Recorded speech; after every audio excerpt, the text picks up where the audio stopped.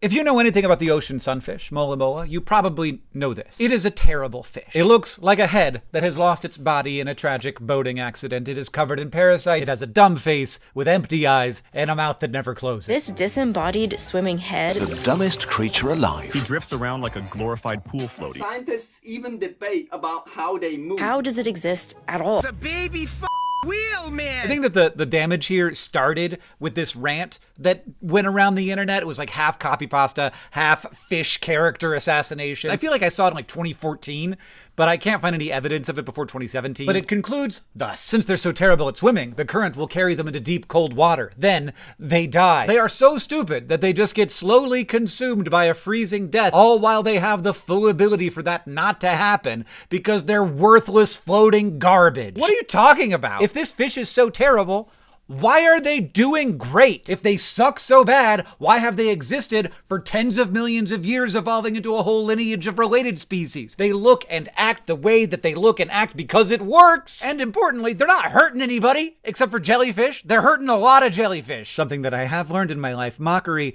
is quite often just very confident ignorance. So I would like to offer for you an opposite rant here. Perhaps the ocean sunfish are very good fish. Sure, their brains are extremely small. Yeah, they look kind of wrong somehow, but looking wrong is not the same thing as being wrong. And if this were 20 years ago, I'd kind of get it. Like, we didn't know a lot about sunfish back then, but we know way more now. And we know enough to know that they are the way that they are for reasons. They've existed for over 50 million years, and they have diversified into at least 5 species across multiple oceans. So maybe the real question isn't why are sunfish so bad? Maybe the question is, what if they're good because they're weird? And what we think is broken is actually optimized for a very strange but very effective life. And what if maybe we could all learn a really important lesson from understanding that? So yeah, 20 years ago, we did not understand what the mola was doing. We would see it on the surface. It would be drifting around with ocean currents. And people thought maybe that meant that they were just kind of drifters, like that they were giant plankton just being pushed around by ocean currents. This is wrong. In fact, they are fully capable swimmers. When they're smaller, they can actually be quite fast swimmers. But they drift because their prey drift. And their prey is largely invisible to us because they live deeper in the ocean column. Because one thing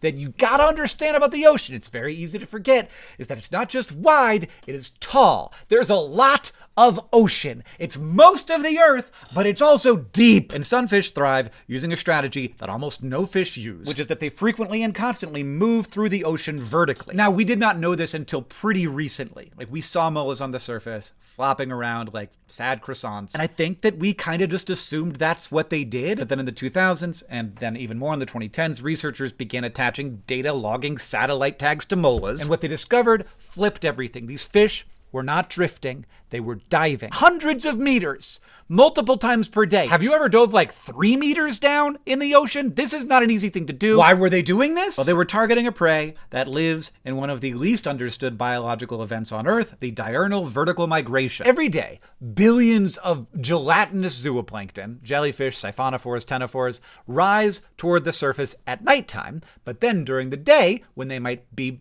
hunted, they dive way, way down deep. And most predators that eat those jellies eat them at night when they're close to the surface. But mola are not most predators. They do deep dives during daylight hours, precisely when the gelatinous prey are hiding down in the deep. How do they see them down there? I don't know. I guess ambient light, bioluminescence. They do have like pretty big eyes. And after each dive, the mola has to resurface, probably to warm back up by sunning itself on the surface. So ocean sunfish turns out to be a good name for them. We're pretty sure that they are actually using the sun to heat themselves up, but we only know this because researchers have recorded their internal body temperature during these dives. One study found that a mola's core temperature would drop from 20 degrees Celsius to 12 degrees Celsius during a dive, which is dangerously cold for a cold-blooded animal. Molas are tropical and temperate fish, and most fish like that avoid water below like 10 or 12 degrees Celsius because their physiology just doesn't function. Like, that will kill them. Molas dive into water that is much colder than that, like 4 degrees Celsius, sometimes dozens of times per day. This is basically unheard of among bony fish. There is another animal that does a very similar thing, and we're going to talk about it at the end of the video. And yeah, the wild thing is that they're doing this for a payoff that is like kind of absurd, because jellyfish, other gelatinous plankton, they're terrible food. They're like 95% water, but there are like a few grams of protein, maybe some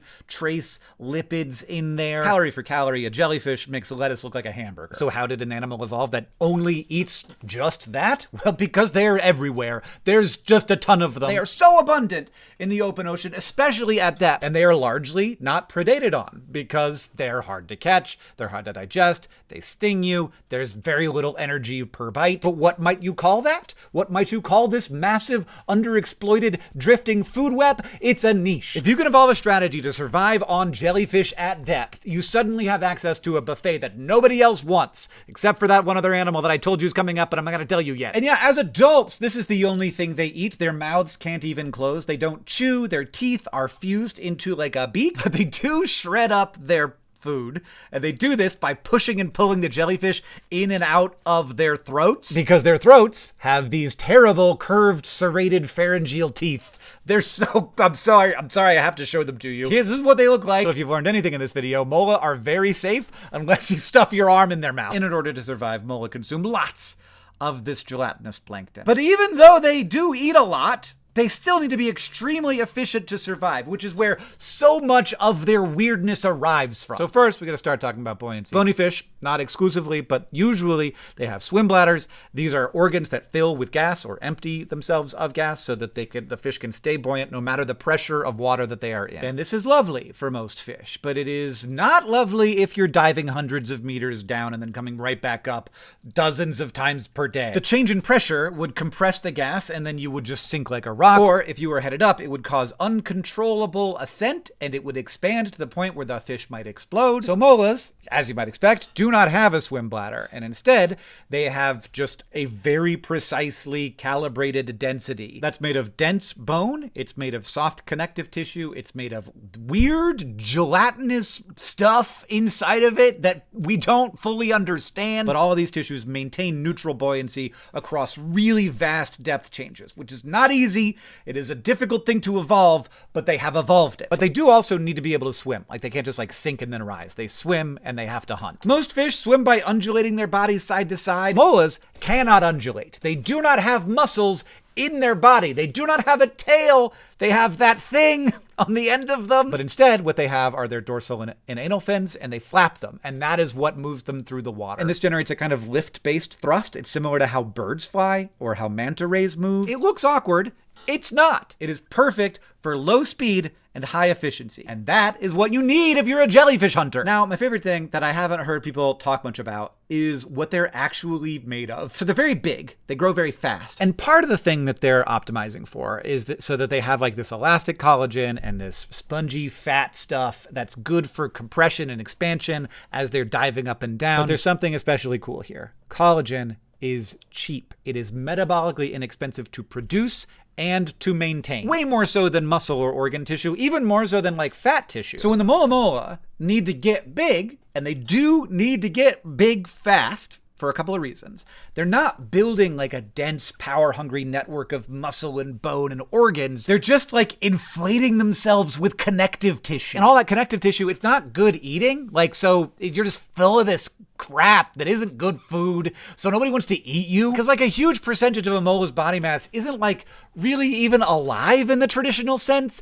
It's just insulation and ballast. And it's very easy to produce, which means a juvenile mola can go from 25 kilograms to over 400 kilograms in a matter of months. I was talking to people at the Monterey Bay Aquarium. They have to be very careful about their molas because they could get so big so fast that they become impossible to remove from the tank. One time they had to like cut a hole in the ceiling and lift one out with a helicopter. They do that growth on a very low energy diet, which you could not do if you were like building muscle tissue. Instead, they're just building like filler. They're just filling themselves up. Why are they doing this? So fish in the mola family are the largest bony fish. There's some competition between which one is the largest bony fish. It might not be mola, but they're all big and they get big very quickly. And there's probably two reasons. Number one, the large body gives them thermal mass, and that helps them retain heat for their deep dives, so that they can stay down there longer and chew up more jellyfish before they come back to the top and warm up. But also, when you're huge, you're harder to eat, especially if you're full of useless connective tissue that doesn't have a lot of calories and isn't very tasty. Not a lot of predators are interested in biting a small car with leathery skin that is full of goo. Now, if you're able to just like eat the whole thing in one bite, maybe that's worth it, so they have to grow very fast to get out of that zone as fast as they can. Their skin Also, not really like normal fish skin. Very weird. I actually don't know if we know why their skin is so weird, but it's slimy. It's covered in mucus. It might help reduce drag. It might help resist parasites, but if it does that second thing, it doesn't do it very well. Because they do get a lot of parasites. You'll hear about this, and this is true. They can tolerate the parasites pretty well, possibly because of their really slow metabolism, possibly because they like go to the surface and let birds peck stuff off of them, possibly because they have like a weird immune system that we don't fully understand. Just for clarity, there's a lot that we still don't know about these fish. Like, we've learned a ton in the last 20 years. There's way more that we're gonna know a while from now. So if you're watching this in 2040, I'm sorry that this is out of date. And then there's the reproductive strategy. We don't need to get that into it. Apparently, when you live in the open ocean, you go all in on quantity rather than quality of babies. A female mola can carry up to 300 million eggs at a time. You don't know how many eggs a fish can carry, but that's 10 times more than the closest fish, which is tuna. And tuna are massive, and they're warm-blooded, and they're very fast, and they eat a ton. They might produce 30 million eggs. A sturgeon also produces tons of eggs. They're like 7 million. Mola 300 million! And they've just released the eggs out into the open water, where they are externally fertilized by a male who is hopefully nearby, and then they're just left to their own fate. And of course, most of those eggs don't survive. Like 300 million of them won't survive, but maybe 1 or 2 will. The eggs themselves are tiny. The larvae, so like fish have larval stages, and the larvae of sunfish look nothing like sunfish. They're spiky, and they're like spherical. They're very weird. But again, they grow super fast. In fact, the mola holds the record for the amount of weight it gains throughout its life. So from like birth weight to adult weight, it blows everything else out of the water. A mola increases in mass by 60 million times. And don't come to me about trees. I'm talking about animals. Now, baby molas have a totally different lifestyle. They are also drifting around in the plankton layer, but they eat a ton of stuff. They don't eat just jellies. They eat copepods, they eat little crustaceans, they eat fish larvae. They are opportunistic predators. Now, they only eat tiny things, but they eat whatever tiny things are around. And these early stage diets have much more energy. They like per unit of consumed food, which can fuel that initial explosive growth. So there's something we're seeing over and over again. Efficiency rather than speed. Look, they're hunting jellyfish. Also, volume. Volume of food, volume of their body's tissue, volume of the eggs. All of this pointed toward a very narrow evolutionary target that no other fish had figured out. Survive in the open ocean, follow that diurnal migration, dive for jellies. And we, humans, looked at this and we were like, ew, dumb. And this is why I like these fish so much. When you see something that is very weird and yet thriving, it's easy to have your brain go, oh, that thing's so dumb. But that's the wrong thought. The correct thought is, I must be dumb. I must be missing something. If it's weird, it's not weird because it's bad. It's weird because that's working. There's something there, and we haven't figured it out yet. Mola are way too weird to fail. And yeah, I did commission an artist to make a shirt about that. This is by Pepper Raccoon, who's an amazing designer. I love this shirt so much. This is the first time I've printed a shirt on a heavier weight cotton, which is something I wear quite a lot. I feel like it could be quite flattering. I feel like this looks good on me. And we're having a pre-order for the next 2 weeks, and then you won't be able to get it after that. I'll talk more about that at the end of the video. Because the reason I stopped this video in production and was like, I have to make a shirt about this, is because this is how I feel about myself sometimes. Like, not unusually in my life and career, I will have felt like I am succeeding, but other people around me are incapable of seeing it. As the most obvious example, when I was first a YouTuber, a lot of people around me were expecting me to try to leverage that into becoming a TV host or a writer or an actor, and a lot of other YouTubers I knew were trying to do those things, but I knew that I wasn't any of those things, and I didn't want any of those things. I was well suited to being a YouTuber, even if back in 2010, no one thought that that was like a worthwhile career. But I thought it was worthwhile. It was weird, and there wasn't much status, but if I stayed focused on what I was actually doing, I could feel myself thriving in a way that a lot of other people couldn't see. I knew that it looked very weird to a lot of people on the outside, and they couldn't understand why I was doing what I was doing, but that was not my problem. That was their problem. The mola doesn't look like it's winning.